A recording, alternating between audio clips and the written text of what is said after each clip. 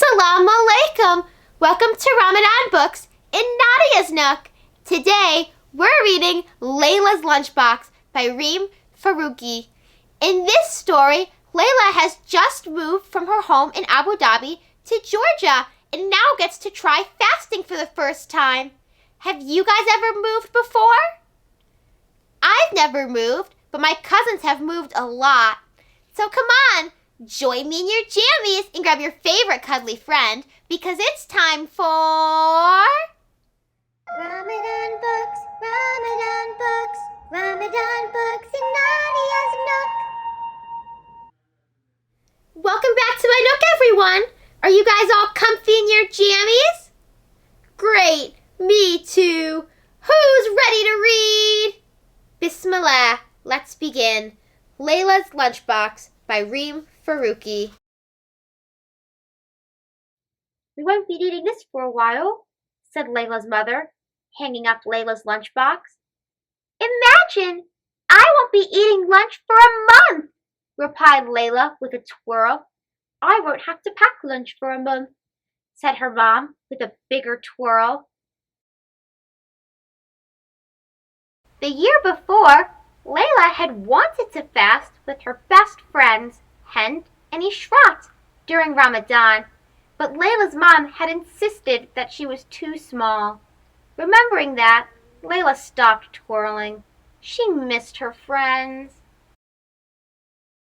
Moving from one continent to another had been hard. On the map in her atlas, North America and the Middle East were 10 inches apart, but in real life, she was so much farther away. She wished she was only 10 inches away from Hind and Ishrat. She knew the sign by the highway said, Peachtree City, you'll love to call it home. But she didn't agree with the sign. Abu Dhabi still felt like her home. The next morning, before sunrise, Laila's mom gently nudged her. Laila, she whispered, Sahri time. Laila chomped on her chocolate chip pancakes with her eyes closed. Delicious, she said. Come, let's pray now, said her mom. After Sahri, Laila snuggled back into her bed until her mom woke her up again, this time for school. As she left the house, her mom handed her a note. Laila, please give this note to Mrs. Penworth. Without her lunchbox to carry, her fingers felt extra free and swingy. She felt so light, she skipped to the school bus stop. On the school bus, she read her mom's note. Dear Mrs. Penworth, this will be Laila's first time fasting for the month of Ramadan, so it is an exciting time for us. Please excuse Laila from lunch for this special month. Thanks, Mrs. Malik. Laila didn't feel so bouncy anymore. What if Mrs. Penworth didn't know about Ramadan? No one else would be fasting with her. She folded the note into a teeny tiny square and hid it in her book bag. Laila walked slowly to her class. Her throat felt dry all morning. When lunchtime arrived, she still hadn't given Mrs. Penworth her note. Laila, did you forget your lunch? Asked Mrs. Penworth. Laila opened her mouth to speak, but no words came out. Samantha volunteered. I'll share my lunch with Laila. Mrs. Penworth shook her head. Thank you for the offer, Samantha, but Laila, please get a sandwich from the cafeteria. Laila followed her classmates to the cafeteria. Laila, do you want some of my cream roll? Asked Anna. Laila thought of telling Anna that she was fasting, but she didn't think anyone at Sunnyvale Elementary School knew about Ramadan. No thanks, she started to say. I didn't bring my... Are you sure? Asked Anna, unwrapping the cream rolls. Laila watched the cream roll get smaller and smaller. and she didn't feel so sure. Cream rolls were her favorite. She looked away. Her nose still smelled food. Laila wished she had given Mrs. Penworth the note. Even Isaiah's bologna sandwich looked tasty, and Laila didn't even like bologna. Her stomach rumbled. Suddenly, she had an idea. While everyone was busy eating, she sneaked out of the cafeteria. Her stomach stopped growling. Why, Laila, it's a pleasure to see you. What brings you here at lunchtime? Asked Mrs. Carmen, the librarian. Laila felt safe among all the books. She opened her mouth, and this time her words tumbled out. Laila told Mrs. Carmen that Mrs. Penworth and her classmates didn't know she was fasting. She told her how she missed Hend and Ishrat. It felt good to tell someone all the words that had been inside her mind all morning, and especially to tell her about Ramadan. Mrs. Carmen understood. You must feel special to fast this Ramadan, said the librarian with a smile. I do, said Laila, but why is it so hard to explain? You know what I always do when I can't get my thoughts out, or when I get shy about talking? Asked Mrs. Carmen. I write my thoughts down. Laila got to work.